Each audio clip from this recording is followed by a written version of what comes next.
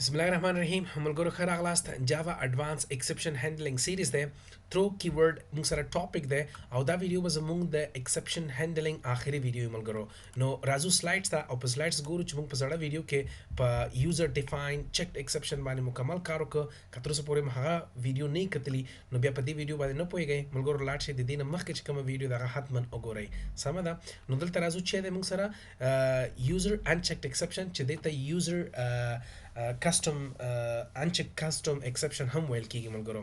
نو دلته تاسو وګورئ دا وایي چې to make a user define unchecked exception you need to extend the runtime exception class and state of exception class while making exception. ملګرو دا ګوره زه د جملې ترجمه ته وایم. دا وایي چې کله ته یو ایکسپشن جوړوي صرف فقط و فقط به څه کار کوي د ایکسپشن کلاس په ځای باندې تر رن ټایم ایکسپشن ایکسټند کا نو دا به تاسو unchecked exception unchecked user defined exception به تاسو جوړ کی. صحیح دی ملګرو؟ کلیر ده. زه ګورې دوباره ته وایم دا وایي چې که ته غواړې چې یوزر انچیکډ ایکسپشن جوړ کې نو ته د ایکسپشن جوړولو په وخت کې د ایکسپشن کلاس پر ځای باندې رن ټایم ایکسپشن ایکسټند کا نو this is exactly what unchecked exception user defined unchecked exception. کلیر دی ملګرو؟ اوس په کاریږي د شي لپاره دیز ګوره دیز د دویمه جملې ته اوس ګورئ چې these types of exceptions do not require you to delegate the exception. دا وایي چې کچیرته ته داسې یو ایکسپشن جوړ کړي چې هغه رن ټایم ایکسپشن ما سره ایکسټند کړي، یعنی دا ما سره یوزر ډیفاین انچیکډ ایکسپشن وي، خو دا بیا تا ریکوایر کوي نه، یعنی ته به مسټ نه وي، تا ته بیا لازمه نه ده چې ته دغه ایکسپشن ډیلیګیټ کړي. ډیلیګیټ وایي نماینده انتخاب کول ته، لکه په زړو ویډیو کې مکمل ما دا تشریح کړی ملګرو چې ډیلیګیشن وایي څه ته. بیا هغه ته 100% ته ریکوایر نه یې هغې دپاره، هغه بیا خپله کمپیوټر په خپله اټومیټیکلی څه کوي پروپیګیټ کوي. نو پروپیګیشن او ډیلیګیشن دا دواړه مختلفه ټاپکس دي چې ما په مخکینی ویډیوز کې مکمل دا سیکرټ ډسکس کړی دي. نو ملګرو دا د دې فایده ده، دا اصل کې د دې لپاره خلک استعمالوي چې یعنی دا اټومیټیکلی خپله شي هندل شي. نو راځو ایکلپس ته، او ایکلپس کې به ما خپل زوړ پروګرام چې کوم څه شي دپاره جوړ کړی د یوزر ډیفاین چیکډ ایکسپشن په باره م جوړ کړی و. هغه ما سره یو دلته دا کلاس و چې دې کې ما څه کړی، ما خپل ایکسپشن جوړ کړی او دا یو کلاس و چې دې کې ما څه کړی هغه امپلیمنٹ کړی، یعنی هغه ایکسپشن ما په دې کلاس کې یوز کړی. ملګرو دا پروګرام زه دوباره نه لیکم ځکه دا ما زړې ویډیو نه تیار لیکلی دی. زه په همدې کې راځم ډایرکټ څه کار کوم، unchecked user defined exception باندې کار کوم. نو ملګرو راځم د دې چې کوم ځای کې ما ایکسپشن جوړ کړی زه به هغه کلاس ته راشم، دلته کې به دا ایکسپشن ختم کړم، دلته به صرف زه څه ولیکم چې رن ټایم ایکسپشن. صحیح ده که نه؟ رن ټایم ایکسپشن. نو دا ګورئ ملګرو صرف ما د رن ټایم ایکسپشن کړ. نو اوس ما سره چې کوم ایکسپشن جوړ شوی دی هغه ما سره انچیکډ ایکسپشن دی. دا وګورئ ملګرو دې ته وایي ډیلیګیشن. زه به دا ختم کړم، یعنی زه دا ډیلیګیټ کوم نه، دا ما ختم کړ. د کې به راشم هم ختم کوم، زه دا نه ډیلیټ کوم نه ډیلیګیټ کوم.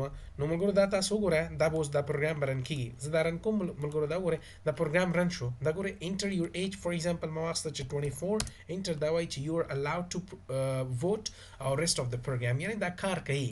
خو که چیرې فار ایگزامپل دلته کې د رن ټایم ایکسپشن په ځای باندې ایکسپشن وي نو ایکسپشن بیا څه کوي، دا اوس ایرر دی ملګرو، ځکه ایرر دی چې دلته تا کوم انویلډ ایج ایکسپشن جوړ کړی دی دا به ته اوس هینډل کوي هم دلته. دغه ته وایي پروپیګیشن. دلته به اوس ته دا پروپیګیټ کوي، یعنی دلته به دا هینډل کوي. که نه پروپیګیټ کوي بیا ته مجبور یې چې دا ډیلیګیټ کړي. ډیلیګیټ یعنی دا ترو کوي. خو زه وایم چې نه ترو کوم نه، تروز مې که او هغې نه پس به زه راشم تروز او هغې نه پس به زه ته وایم چې انویلډ. دا ګورئ انویلډ invalid age exception. نو د ګورئ د ځای نه ایرر ختم شو. اوس به دې ځای کې ته دا څه کوي، دې ځای کې به دا هینډل کوي. نو ملګرو زه ورته وایم چې نه ما انچیکډ ایکسپشن جوړ کړی دی، نو زه دا بیخي نه غواړم. دا دلته به راشم ورته وایم چې نه ایکسپشن په ځای باندې ما ته څه وکړه، ما ته رن ټایم ایکسپشن واخله. صحیح ده که نه؟ رن ټایم ایکسپشن ما واخیسته. نو اوس ګورئ دا ما ته بیخي ډیلیګیشن ته ضرورت نه دی، دا ایرر به ختم شي. زه دا پروګرام رن کوم نو پروګرام زما رن کېږي. فار ایگزامپل ما 34 یو ار الاود ټو رول، که زه دا رن کوم ملګرو دا ولې خپل درته ایکسپشن رایز کېږي. فار ایگزامپل ما 12 years old ورک خپل ایج، دا وایي چې ایرر دلته کې تاسو ګورئ انډر ایج پرابلم او دا انویلډ ایج ایکسپشن فار ووټینګ. دا زموږ زوړ میسیجز دي چې دا موږ ټول ویل دي. اوس ملګرو کته غواړي چې دا هندل کې یا خو بیا تا خپل پرابلم نه یا خو تا خپل بیا مسله ده چې دا ته هندل کوي او که پاس کوي جی وی ام ته. مثلا زه غواړم چې هندل کوم نو بیا ټری او هغه نه پس براش ورته وایي چې کیچ بلاک واخله او په دې کیچ بلاک کې درنه بیا ورته وایي چې انوالid exception ماته هندل کا ای او هغه نه پس راش ورته وایي چې فور ایگزامپل system.out.println او ته ورته وایي چې فور ایگزامپل like age problem age exception handled صحیح ده کنه age exception handled او دا ختم system.